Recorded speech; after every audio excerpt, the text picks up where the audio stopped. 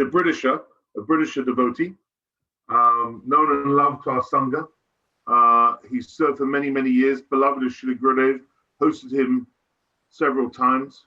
I don't want to take up any of his time. A very, very warm welcome to Jiva Pavana Prabhu. Audible, Dandavat Pranams. Srila Prabhupada Jai! Srila Bhaktisiddhanta Saraswati Thakur K. Jai! Bhakti-Prajnana Maharaj K. Jai!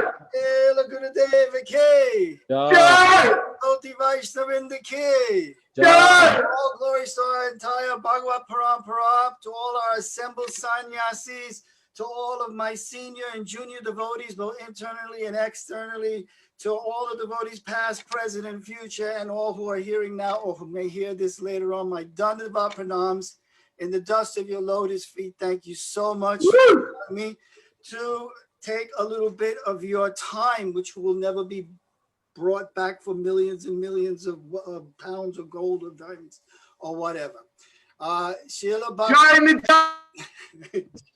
Srila Bhakti Vinod Thakur, he sang, he warned me, Bandhu Sange Yari Tava Ranga Pariyas Take Abilas. He told me, don't go there. And so many of my family, friends, and society that I was part of, when it came to Srila Gurudeva, they also said, don't go there. But me being the rebel that I was, and also highly disappointed because I had made the mistake that Pujapad, I made the mistake of equating those who weren't on the level with Prabhupada, giving them equal worship, and I had so much suffering due to that mistake, that aparat to Srila Prabhupada. So I was hesitant. Who is this Bhaktivedanta Narayan Maharaj? Will he disappoint me in the same way? Is he? But then again, maybe he's a pure devotee. I can't waste this chance because my creeper is suffering. So I went to see, and I saw all around, oh, these devotees, this is just like it was when I first joined ISKCON. There's so much enthusiasm. Everybody is completely sold out. Everything is expanding it more and more. And there's so much becoming free from all our material suffering. I could see, but I could also see that my heart was still like a rock and I couldn't really participate. And then I kept going to festivals, and I went to one festival in Germany, and I looked, and I was thinking again, Take Abilas, don't go. And I was thinking, oh, what is actually going on here? They're saying, oh, Srila Gurudeva, he doesn't want anything from you. You're simply here. But I said, no. He's stealing their hearts. He's stealing their minds. He's putting them in his pocket, and he's locking it with a key and throwing the key away. And I thought, I also want to be stolen in this way. So I took the liberty of speaking in a way which surprised many of the devotees at that particular festival. I said, oh, they say that, you know, this Bhaktivedanta Narayan Maharaj, he is coming and he's not taking anything. He's simply giving everything. This Tavakatam Ritam Tapta Jivanam, this nectar that you need to revive your life. But actually I see that he is taking everything for you. He's destroying your material existence. And then I looked at Gurudeva in such a way and I said, why haven't you taken me yet like this? And then I realized that he did. And what happens when Gurudeva takes someone's heart and when Gurudeva takes someone's mind, like a magician, you know, with sleight of hand, without even realizing, we run and we say, hey, to other people, come. You have to see this musician. You have to see what he can do. You have to see how he will steal your heart and mind and make you mad. just like the fruit wala, the fruit lady, who she you know, in a moment, Krishna took everything, and then she saw all these jewels, and she just threw them in the Jamuna, and she just gave up everything. But I was hesitant, because I was thinking, oh, I gave my heart to Srila Prabhupada. I tried to give my heart to others. They squeezed it and exploited me.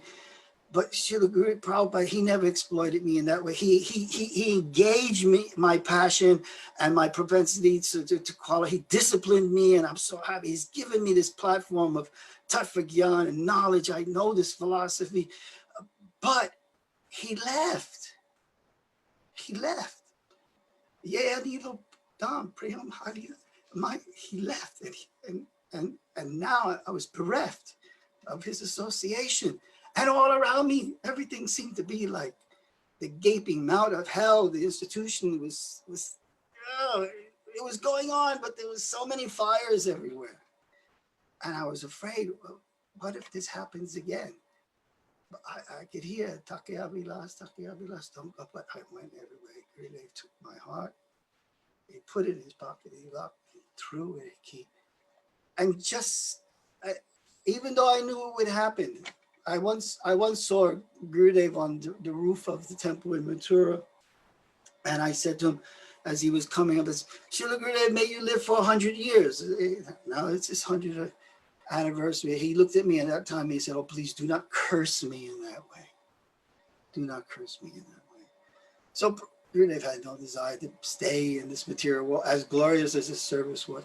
He had more and more intimate things to do in another realm. And yes, he also left. And yes, I was feeling all vacant in this world again without him. But I was thinking, how was it? How did he do this magic? How did he steal the hearts and minds of so many devotees? And I was again at a festival, and I heard this song glorifying Krishna. Adaram Maduram, Vananam Maduram, Nayanam Maduram, Hasitam Maduram. I said, Nayanam.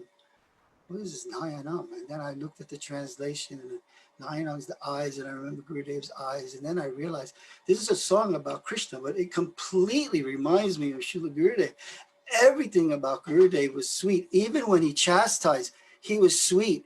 His eyes were sweet. His speech was sweet. The way he walked is sweet. The way he mimicked Krishna, everything was sweet. The way he got devotees to sing, Govinda Dharma Dharma Daveti Jaya Jaya Radhe Jai Jai Jai Shri Radhe. I saw him badger. Even the children were crying. Even the children. They would look at Gurudev, and they were, you know, and Gurudev would look at them, and he would just smile and go like this with his hands. He knew that they were surrendered. And if there was someone who wasn't surrendered, he'd call them and he said, look, your wife and your children, they have surrendered. Well, I want you to surrender in the same way. But he was so sweet the way he did everything. So, but this sweetness, again, is a two-edged sword. Just like this Tavakatamritam can also be translated not only as a nectar-giving ambrosia for the soul, it's also a kind of poison. And what is that poison? Is that if you are at all attached to anything in this material world, you have to realize that eventually it all become dry and tasteless, and you will be killed. Your material life will be killed. Actually, in Gurudev's own words,